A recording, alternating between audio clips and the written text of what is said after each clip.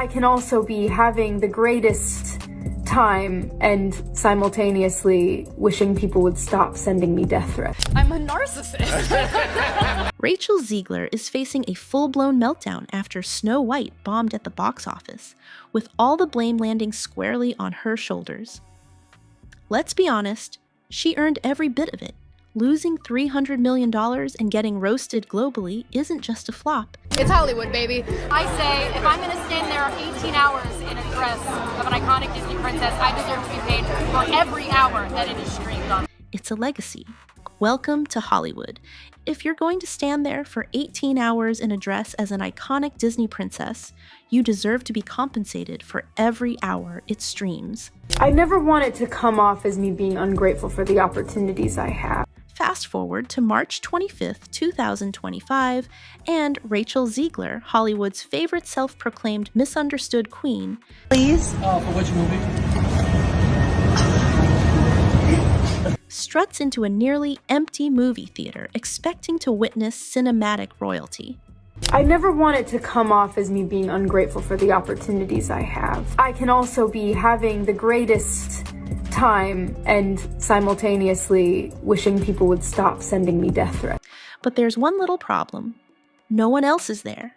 She literally dragged her close friends to sit in a near-empty theater to watch Snow White. Because this woman is a pig, and you fired Gina Carano for far less than this nonsense. A film she hyped up like it was the second coming of Disney magic. Instagram stories were posted, names were screamed, and what we got was a graveyard of seats. Snow White, budget $250 million, box office $43 million. Oh, but it's only been 2 days, give it a chance. No, I'm not gonna give it a chance. That wasn't a movie screening, it was a funeral. Just when you thought it couldn't get more tragic, she held up a bouquet of flowers, probably handed to her out of pity. I don't f***ing know. I'm not even gonna talk about this. People are like, oh wow, Snow White flopped. Who is surprised? You cast arguably the least genuine, most out of touch and disliked person in her industry, and her industry is Hollywood. And the bad guy is Gal Gadot. While awkwardly clapping for herself as her name appeared on screen. That wasn't a standing ovation. It was a sympathy round of applause and silence. Snow White limps to alarming $42.2 million domestic opening and only $86 million globally. This was the news after the first weekend at the box office. You can't make this up. Rachel insists she doesn't want to come off as ungrateful for the opportunities she has, but she's also dealing with death threats. The internet wasted no time roasting her, with GoFundMe jokes rolling in like, Blue-collar drama A Working Man declares victory over Snow White. Yes, Jason Statham, A Working Man, just beat Snow White in its second weekend. Help Disney break even campaigns, because the box office numbers weren't just bad, they were apocalyptic. Let's talk numbers. We've seen the audience scores, one of the worst ratings we've seen in history on IMDb, with Snow White sitting at a 1.5 out of 10. But would it have a good hold at the box office? The media was telling us maybe this can have great legs. People are going to go watch it. We promise. You'll see. On Thursday previews, the movie pulled in a mere $3.5 million. That's the kind of money a mid-tier romantic comedy from 2006 would make. Then came the opening weekend. That despite my flaws, and despite my cracks and my breaks, and there are many of them, that at every premiere and everything I do, people will wait in line to see. $43 million. With a budget of $250 million, that's a catastrophic loss. This is really a bad movie, and I apologize to Walt Disney himself. I'm sorry. And don't even try to say, oh, it's only been 2 days, give it a chance. No, I'm not giving it a chance. The original cartoon came out in 1937, and very evidently so. Okay. There's a big focus on her love story with a guy who literally stalks her. Yeah. Weird. To put this in perspective, The Little Mermaid made $95 million in its opening weekend, and that movie had its own controversies. It's Hollywood, baby. I say, if I'm going to stand there there 18 hours in a dress of an iconic Disney princess, I deserve to be paid for every hour that it is streamed on. Rachel's version of Snow White didn't just flop. It swan dived off a cliff and exploded on impact. The only thing magical about this remake was how quickly it disappeared from theaters. People are saying, oh wow, Snow White flopped. And we absolutely wrote a Snow White that is not going to be saved by the prince. She's not going to be saved by the prince, and she's not going to be dreaming about true love. She's dreaming about becoming the leader she knows she can be. Who's surprised? You cast arguably the least genuine, most out of touch, and disliked person in Hollywood, and the bad guy, Gal Gadot. Here's the kicker. Disney dropped around $250 to $300 million just to make this dumpster fire. Disney may be trying to throw Rachel Zegler under the bus a little bit. Disney absolutely deserves a lot of the blame, but so does Rachel Zegler. Let's not get it wrong. Toss in another $100 to $150 million for marketing, and they were banking on at least $750 million globally just to break even. But guess what? This cinematic Titanic crashed into an iceberg and sank with only $86 million globally after its first weekend. What would you do when you have this narcissistic nightmare trying to ruin a film? This is what theaters look like across the world, and it just keeps getting worse. The memes.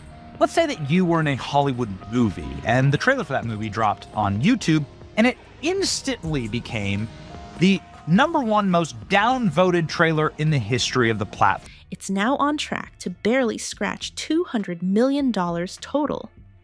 That's not a return. That's a financial restraining order. And let's not even get started on the reviews. Snow White is now sitting at a staggering 1.5 out of 10 on IMDb. That's not just bad, that's bottom of the barrel, history-making bad. This movie was like you took the original Snow White and just put everything through this filter. So from the casting to the class politics, it all was just bad. You'd have a better time watching paint dry on a VHS tape. The audience scores are among the worst we've seen in history, and the media was still trying to convince us it would have a good hold at the box office. You'd think after all this, Rachel would lay low. Weird. And then it became like, I will elbow everyone out of the way to play the part. That people will assume is a love story just because, like, we cast a guy in the movie. Maybe let Disney handle the PR disaster. But no, she jumped online with a shaky, teary-eyed bedroom video, trying to convince us that people still support her. The only line she's got is people waiting to return their tickets. Despite her flaws and cracks, she claimed people will still line up to see her. The reason we had Rachel Zegler on the docket is she's an asshole. The internet roasted her like a rotisserie chicken. TikTok turned her video into a full-blown meme fest. Because this woman is a pig, and you fired Gina Carano for far less than this nonsense. One guy did a parody of her voice while adjusting curtains, and another used it for a fake perfume ad called Victim by Rachel Zegler. Absolute chaos, and of course, the receipts resurfaced. People dug up the now iconic moment where she smugly said, "People will wait in line to see me despite my flaws." Have they ever thought about maybe like a little bit of like, I don't know, vulnerability study, opposition research, that sort of thing before you go and hire some Zoomer who's a lunatic? Yeah, but they're all lunatic. I mean, how many people in Hollywood, maybe not to this extent. The only thing people are lining up for is popcorn at literally any other movie playing in the next room. Imagine bombing this hard and still thinking you're the main character. Then came her hot takes on the original Snow White. Disney fans do not play about their classics. Rachel went on camera calling the 1937 version weird, saying the prince was a stalker, and trashed the whole love story like it was beneath her. The other problem is Disney keeps doing this shit. Yeah. They don't care how many times they lose money. I mean, this is... They're going to learn a lesson on this one, though. I don't think so. I mean, they're projected to lose between $200 and $400 million on this. I mean, they're still not going to learn their lesson. About it. You're playing Snow White, not giving a TED Talk on feminist theory. Nobody asked for the political commentary. They just wanted a fairy tale. At this point, even her diehard defenders were starting to back away slowly, thinking maybe she'd grow from this. She didn't. She doubled down, kept the same energy, and made it worse every time she opened her mouth. So here we are. How it was so outdated and how Rachel Zegler disrespected the original. And a classic from Walt Disney, something that completely saved Disney and changed the company and changed animation in general. A $300 million Disney blockbuster torched by one actress's ego, a tone-deaf campaign, and the kind of unearned confidence that makes you want to shut your laptop out of secondhand embarrassment. Rachel Zegler didn't just sink this ship. She aimed it straight at the iceberg, smiled, and waved from the deck like it was part of the plan. Then came the March 20th Instagram post. Disney made a lot of terrible decisions, casting her in general, the stupid CGI dwarves, completely bastardizing and destroying what the original movie meant in order to give us this modern age gobbledygook that they tried to pass off. Where Rachel went on a dramatic, over-the-top tribute about how working on Snow White was a life-changing experience. She talked about magical summers in London, the cast, the crew, the lighting guys, the coffee girl, literally everyone except Gal Gadot. That wasn't an oversight. That was a deliberate dig served cold and passive-aggressive. Honestly, if shade was a sport... Isn't this the one where they actually took the dwarves out of the 7 dwarves? Yes, we have CGI dwarves now. Okay, yeah, because little people didn't need jobs either. Yeah. But it's Peter Dinklage wanted the whole field to himself. Went out there and was like, ladder down this behind is him. insulting. Yeah. Rachel would have taken home Olympic gold for that post. This is what theaters look like across the world, and it just keeps getting worse. The memes? Imagine being in a Hollywood movie, and the trailer for that movie drops on YouTube, instantly becoming the most downvoted trailer in the history of the platform. And let's not forget the reason this little fairy tale friendship collapsed. It's demeaning for them to have those roles. He acted as a dwarf on like the most popular show on TV for 10 years, made millions of dollars. Now he's like, how dare people hire dwarves to act as dwarfs? It's ridiculous. Political chaos. Rachel, in her endless quest to be both an actress and Twitter activist, decided it was a brilliant idea to post pro-Palestine content. Now, look, you do you, but maybe think twice when your co-star is literally a former IDF soldier from Israel. This movie was like taking the original Snow White and putting everything through a filter.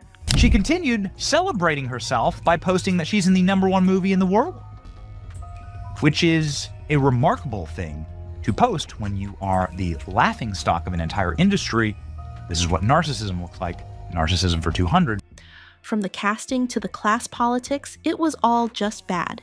And here's the craziest part. Instead of course correcting, Rachel doubled down. Every interview became a lecture, every post a manifesto, and every ounce of goodwill from fans evaporated in real time. This is truly, like, she has to go. I'm sorry, Disney. She has to go. By the end of the marketing run, Disney wasn't even promoting the movie anymore. They were just running damage control for Rachel's personality. The real knife in the heart came from the fans, or rather, the fans who used to care.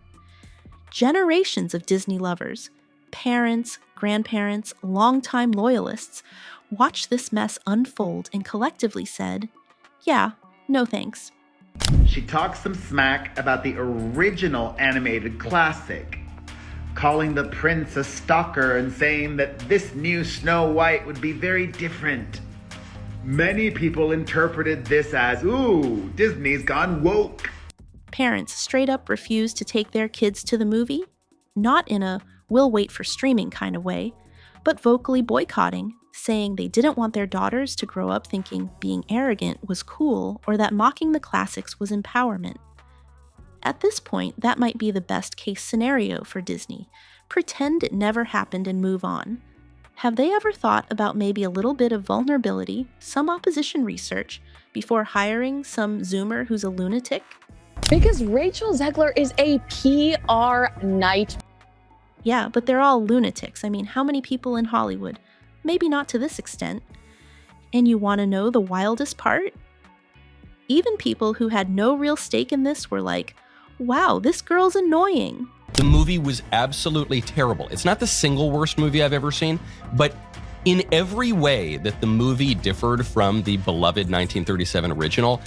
Neutral viewers, people who don't care about box office stats or press tours, were still calling her entitled, smug, and out of touch. You have to mess up real bad to get people with no opinion to suddenly have a strong opinion against you. She alienated the fans, the neutrals, the boomers, the Disney adults, the political left, the political right, and probably her Uber driver on the way to the theater.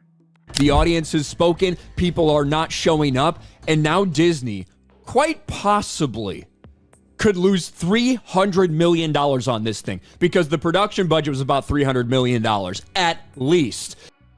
Disney made a lot of terrible decisions casting her in general. This stupid CGI dwarfs thing completely bastardized and destroyed what the original movie meant in order to give us this modern age gobbledygook they tried to pass off.